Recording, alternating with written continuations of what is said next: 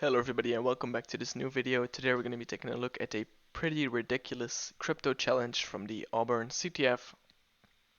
This challenge is some basic RSA that everyone should know about. The description is Eve discovered that a piece of paper had been shoved into her pocket. What could it be?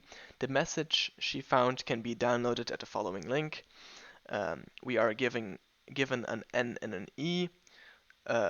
Knowing that this is RSA at this point, it's pretty fair to estimate that because RSA comes across a lot in crypto challenges and CTFs, and this N is very small, which is something that you should note right away.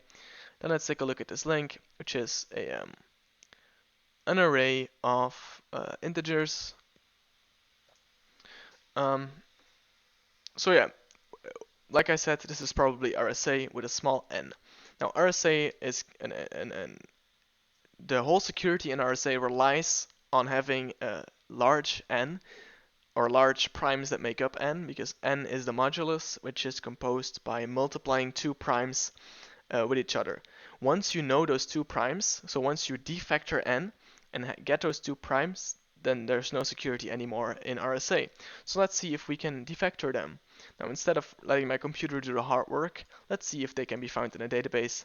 So when you go to factor.db, you can input a number and try to defactorize it. And as we can see, well, we're able to defactorize that nicely into two primes.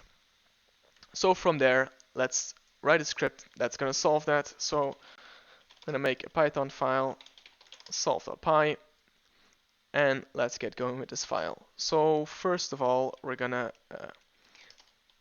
get all the stuff that we're given and write all of that down. So we get an N, an E. We also get our ciphertexts, and then we also get, well, we don't really get it, but we've calculated a P and a Q that compose N. So let's get all of these in. So that's going to be our P and our Q. Then we can take our N.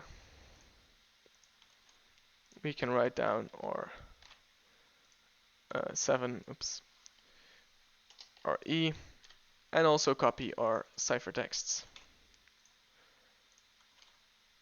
Okay, so then what's the second step when doing this? Well, we want to calculate D, which is the private component of the private key. So for that, we're first going to calculate phi, which is going to be the totient of N.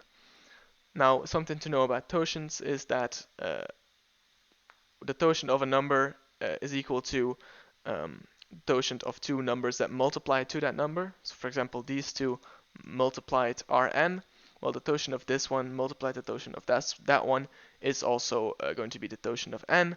And since these are primes and the totient of a prime is the number minus 1, phi is very easily calculated by doing p minus 1 times q minus 1.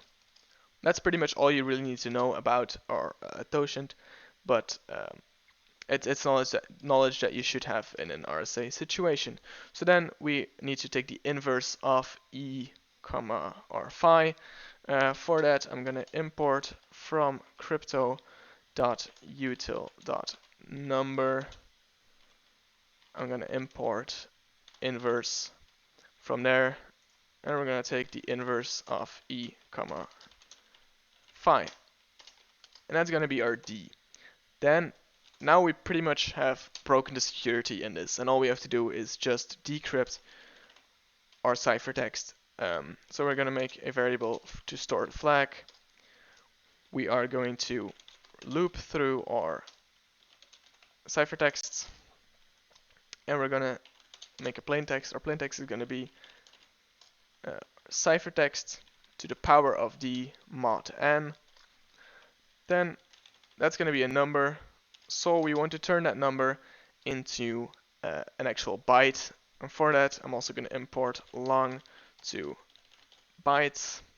And then we can use long to bytes to turn our PT into a byte. And then we can append that to the flag. And then lastly, we're going to print out our flag.